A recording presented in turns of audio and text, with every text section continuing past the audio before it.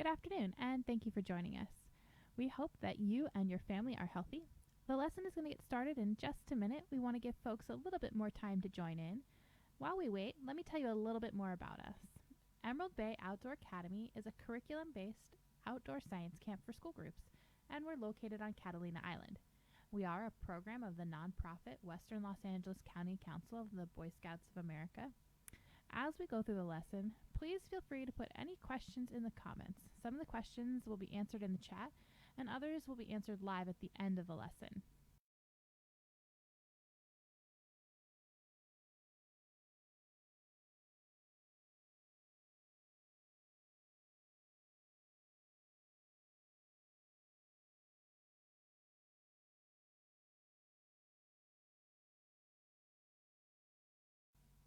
All right, I think we're ready to get started now.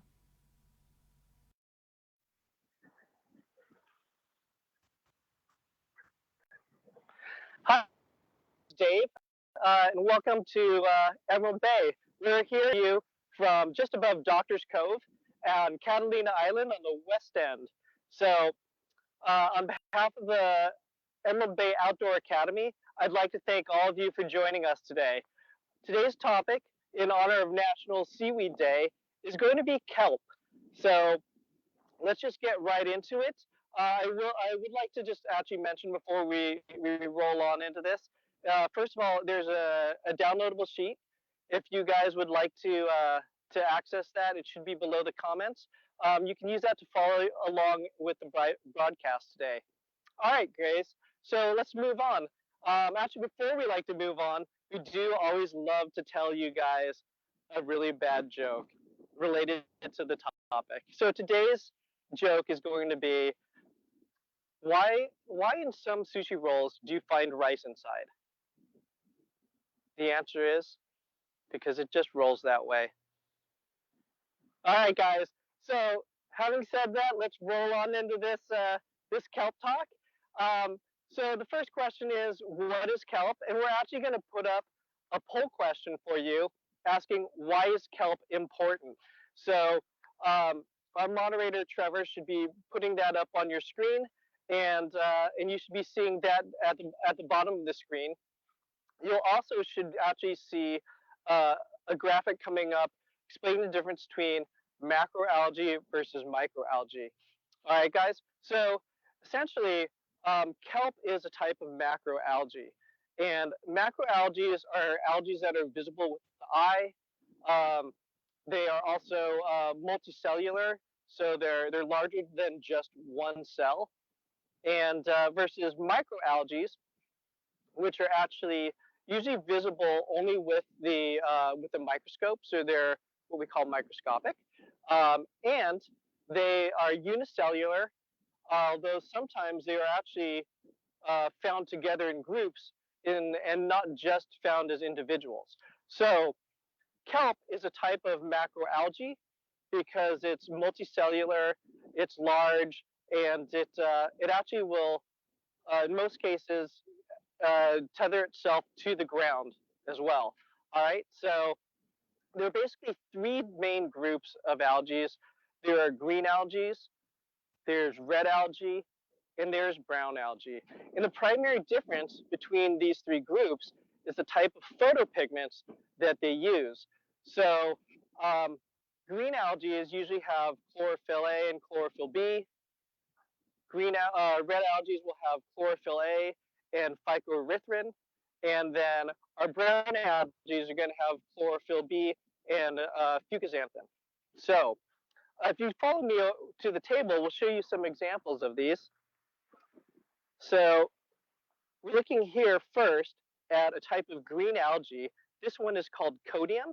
And you can see it actually has a green color. It derives that color from the photopigments that we just talked about. And then we're going to scroll up and look at a couple of different species of red algae that we find here at Emerald Bay. This first one is corallina, and you can see it's actually kind of encrusting.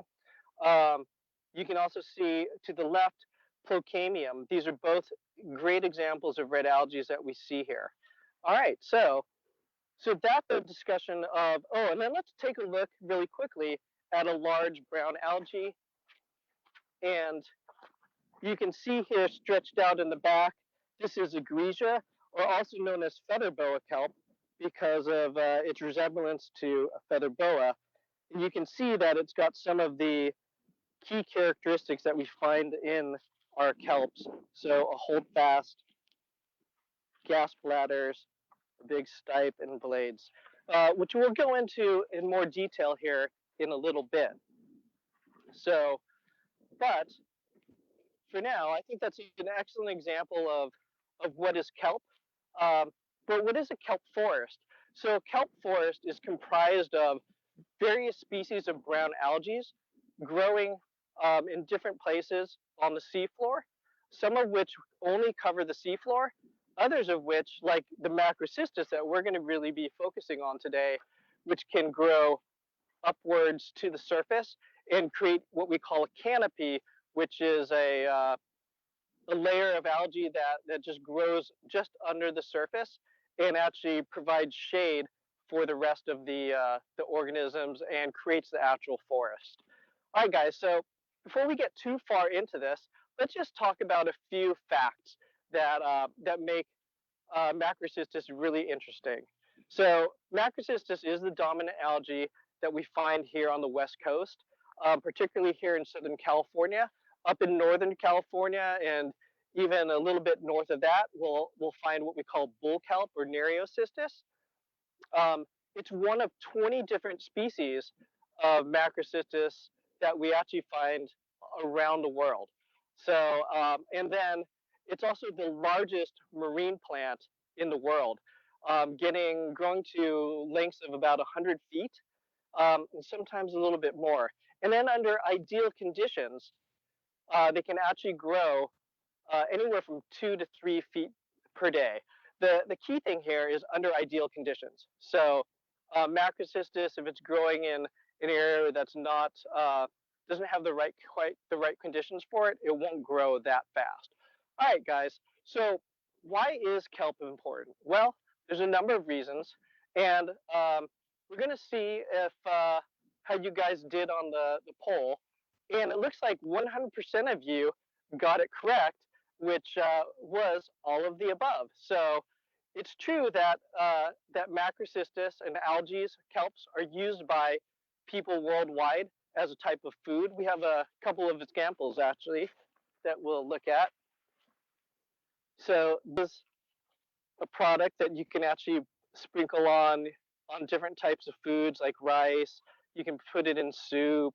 You can even put it on types of poultry and fish. So this is a nice little seasoning that you can put on your food. And then of course you can also have things like this, kombu, which is great in different types of soups. You can hydrate it and then consume it. So kelp used in a lot of different foods by many different people.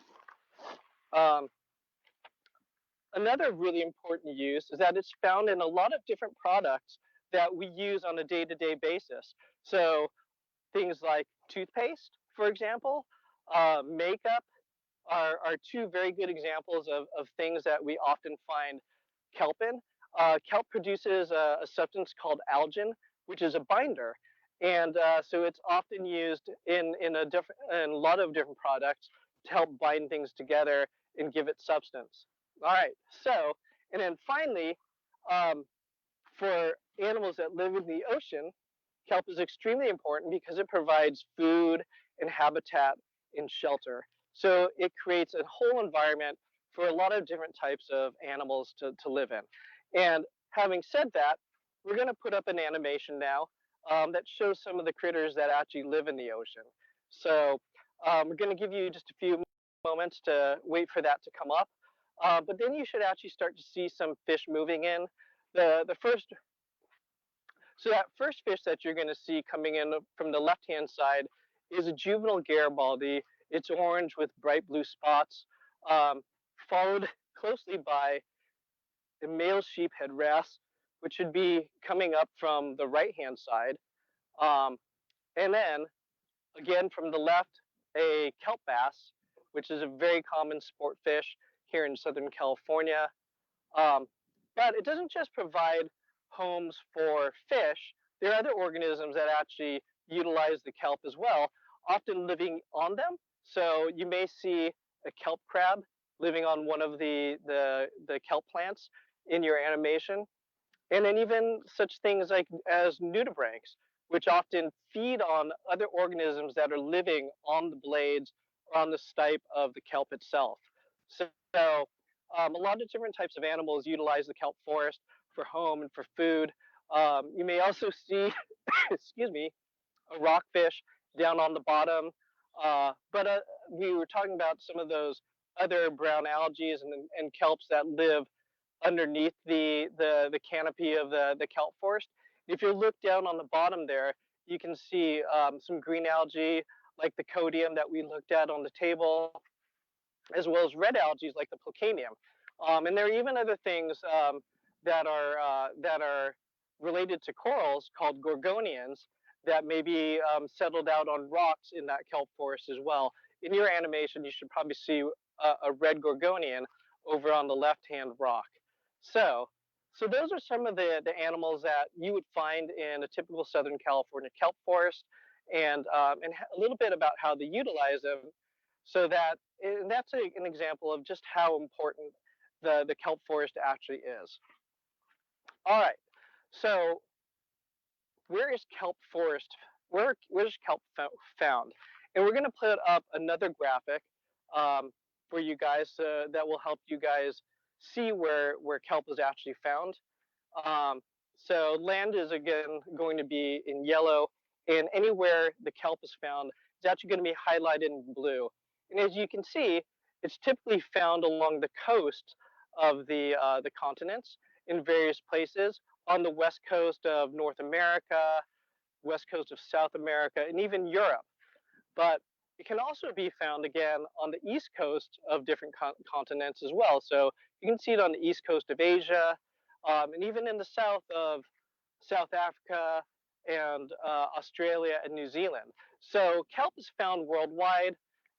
There are a great many different species, and our graphic actually tells you some of the different species and where they're found in the various parts of the world. So let's put up our second poll now, and which is what are the conditions that kelp needs to grow in? All right, so that poll is going to come up. It's going to be uh, time. Well, you guys answer that, and then we're going to talk about it. Because the next step is why is kelp found where it's found, and that's a really interesting question. So we'll see if you guys get that answer right. Hopefully you do. So let's see. Let's just go into it. There are going to be there are a number of things that are really important that in terms of conditions for kelp to grow in. The first one is kelp tends to grow in in very cold water. So temperatures ranging from about 40 to 68 degrees. The colder the better, though. So areas, that's why you see areas in higher and lower latitudes where the temperature is actually much cooler. So ideally, 40 to 50 degrees are really an ideal temperature. And then you need some substrate. There's only one example of a kelp that actually can grow in sand. All the others need some kind of rocky reef or substrate to attach to. All right, and incidentally, that one species is a subspecies of Macrocystis, which is actually just found in Santa Barbara. So just a little bit north of here. And then finally, we also need a lot of nutrients. So that cold water often is cold because of upwelling, which is a current that brings fresh cold water up from the deeper oceans, filled with nutrients, very important for the kelp in order to grow. And then finally, the thing that it needs a lot of is light. So the sunnier, the better. And if you combine that sun to drive photosynthesis with the nutrients and the light, then we have the perfect recipe for kelp to actually thrive and really grow. And remember, you did mention earlier that under those ideal conditions, they can grow anywhere from 2 to 3 feet per day. So 3 is obviously pretty fast. So probably closer to 2 to 2.5 feet. So all right, guys. So I see from the poll that about 80% of you actually got that answer right. Light, cold water, nutrients, and substrate. So good job, guys. All right, so now we're going to move on and we're going to actually start looking at kelp. We're going to have Trevor, our moderator, put up another graphic. This time, this graphic is going to show you what a kelp plant looks like with all the different parts labeled, so that as we're going along and looking at this plant, you can see what we're looking at graphically as well as live here with our live stream. All right, guys, let's come on over to the table, and we're going to start at the bottom, literally. So this, what you guys are looking at, is what we call a holdfast. And a holdfast is a really important part of the plant. It actually cements the plant down to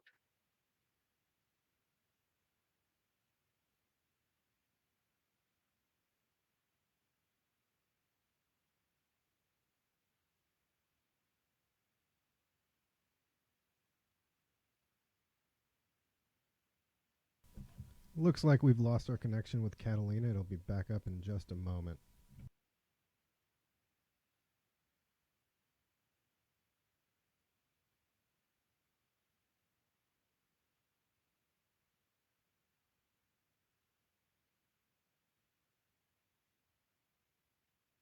and they seem to spread out a little bit more. So there's a lot less haptera in total that are there to cement the plant down to the bottom.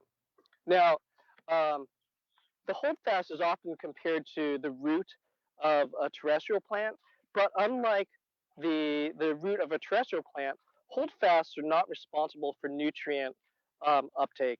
Their sole role here is to actually cement the plant down to the bottom of the ocean. But in the process, actually, we said earlier that kelp is home to many creatures, and indeed, you can see from the holdfast, these are some critters that we pulled out of here earlier. These are shrimp that we found. These are called piston shrimp, and this is a crab that was in this holdfast earlier. We also often find things like brittle stars. So we've got this whole jar filled with brittle stars, and so those are very common residents. And then also sometimes we have some really cool things. You can see here a couple of red octopuses that were in this holdfast that we found earlier floating in the ocean. You can see it moving a little bit. So it's home to a lot of different creatures, including juvenile fish as well. So pretty neat finds, but just a great example of how the kelp plant itself is home to so many different creatures. All right, so what's next? Well, typically, the next thing we find is a reproductive structure called a sporophyll. And the sporophylls are they're very flat, thin blades that are usually very smooth. I'm trying to look for one here. Don't actually see any on this particular one. But those are responsible for reproduction in the plant. Over the course of a single year, a single sporophyll can produce about 1 trillion spores, which disperse out into the ocean. And then when they find the right conditions, they'll settle down. And it's really important, of course, that if they find a nice rocky substrate, other spores will settle near them, because then they can sexually produce and then create one of our giant kelp plants. So let's move on to another very important piece of the kelp plant, or part of the kelp plant, and it's the stipe. You guys can see it right here. The stipe is like a stem, but it's really flexible, and it serves to hold or attach the holdfast to the rest of the plant, including the nematocysts, which are the gas bladders, and the blades. So the stipe is really the connecting organism or organ that attaches all the rest of the plant together. Um, and it's very important because not only is it flexible so it can move in waves and hold on to all of these other parts, but it's also capable of absorbing nutrients and to some extent absorbing light for photosynthesis as well. So it performs three very important functions. Now, let's switch to this gas bladder or pneumaticist. So we call it a gas bladder because it's actually filled, it's a hollow ball that's filled with gases. And believe it or not, it's filled with the two primary gases that we find in the ocean and also in air. And for those of you, I'm sure you know that it's nitrogen and oxygen. So primarily nitrogen and oxygen fill these gas bladders, and they're very, very important because these gas bladders help to actually float the plant up into the water column, which is essential for it to effectively absorb nutrients as well as light. All right, so they perform that very important role. Without the gas bladders, our kelp would probably lay down on the bottom of the ocean floor in a heap, and it would be very inefficient and probably not be able to survive. So these gas bladders perform a very important function. And attached to the gas bladder, you see our next part of the plant, which is called the blade. And you can see the blade, unlike the spore fill, is very has a lot of texture. It's got all of these wavy lines on it, and that texture is there for a reason. It's to help absorb more light.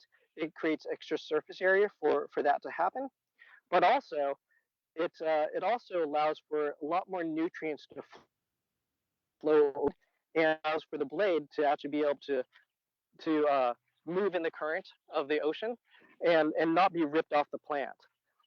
There's another feature that you may be able to see just on the edge of the blade here. You can see all these tiny little projections that are there. And those again also help the blade to move freely in the water and be a little bit more hydrodynamic. All right, so we've got one final feature on the plant, and that is what we call the terminal blade and or the scimitar blade. Now, the kelp plant grows from the holdfast up, and it has to have what we call a leading edge or this terminal blade where all of that new growth takes place. And so you can see this blade is where that happens. Um, as new growth develops, it actually splits off of this main terminal blade and starts to form new blades with tiny little gas bladders that will eventually grow much bigger. They'll spread out on the stipe, and you'll also be able to see they'll switch sides. So they'll actually grow in an alternating pattern versus being all on the same side of the stipe. So that, folks, is your kelp plant, and uh, and what each of the different parts of the kelp plant do. So at this point, I think we are ready for any questions that you guys might have. And our moderator, Trevor, whose voice you're going to hear, will let us know what questions you have, and we'll try to answer those for you.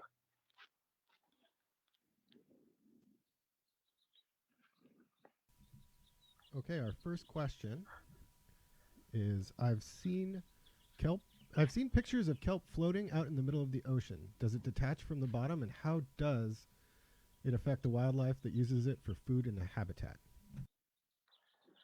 Yeah, so that is a great question, which I believe you guys all heard, but I'll just quickly summarize it. So this particular viewer has seen kelp floating out in the ocean. How does it detach, and what does that mean for the various critters that use it? Well, that's a great question, and kelp does detach often in rough conditions. That's actually one of the things that sets the limit for where kelp can be found is rough water. If water's too rough,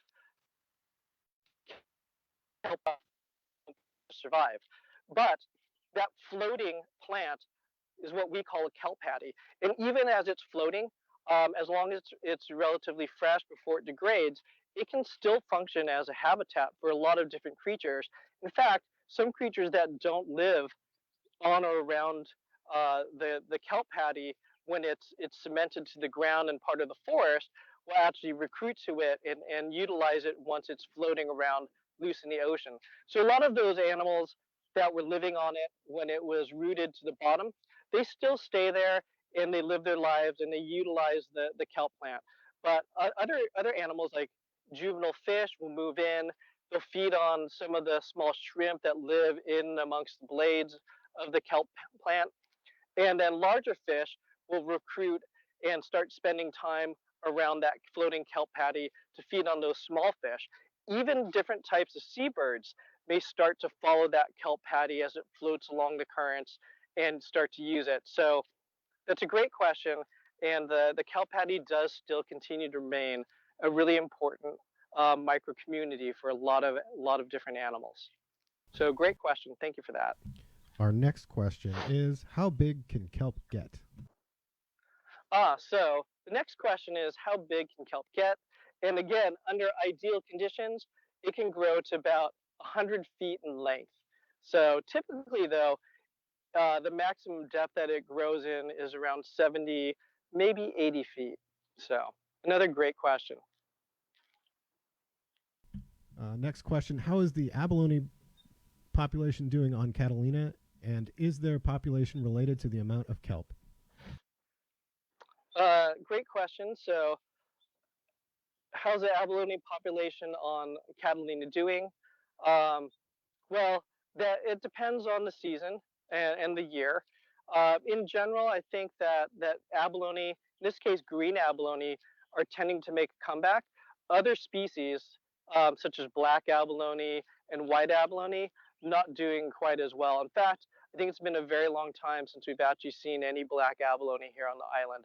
And typically here on the island, we see four different species, or there were historically four different species: black abalone, white abalone, pink abalone, and our green abalone. So the green abalone generally, I think that population is doing okay. There are a lot of different efforts to try and bring that population back. Different organizations that are rearing and raising abalone, and we're actually even assisting in that process. But it's true that those populations tend to fluctuate a little bit, both with the oceanic conditions, but also with the availability of kelp. So if we're in an El Nino year where the water is much warmer, we may see less kelp, and in our green abalone and the abalone population in general may suffer as a result of that. So our next question, and I'm going to ask you to recruit our camera operator to assist you. What is that area behind you? And I think this would be a good time to showcase Doctor's Cove and everything that lives there and what scouts and campers get to see in the summertime or during the academy program. Yeah, that's a great question. So we're going to have Linnea join us over here, and we're going to take a look at Doctor's Cove. So the area that we've chosen to have in the background today is a popular diving spot in where we teach all of our scouts to dive. It's called Doctor's Cove. Right now you can see it's low tide, so you can see a lot of the reef exposed. Over to our right here is Doctor's Point, and then Doctor's Cove here in the center. And if you go along the left-hand side, that's a beautiful reef that extends out towards Arrow Point. So it's a great spot where a lot of our scouts and campers come to swim and snorkel and also learn to scuba dive.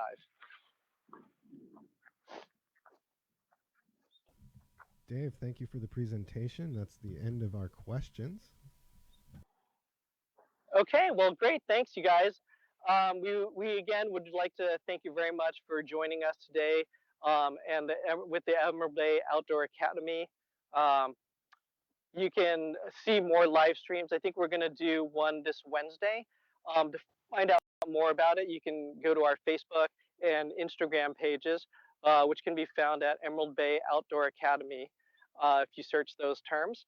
But otherwise, I think we're going to try and get this kelp, which we found floating earlier in the day, and some of these other animals back into the ocean. So again, we'd like to say thank you very much. Enjoy your day, and thanks again for joining us. Thank you for joining us. We hope you enjoyed today's lesson. If you would like to make a donation to help us continue to serve youth near and far, please follow the donation link in the comments. We greatly appreciate your support. Make sure to follow and like our Facebook page to hear about future lessons. Have a great day.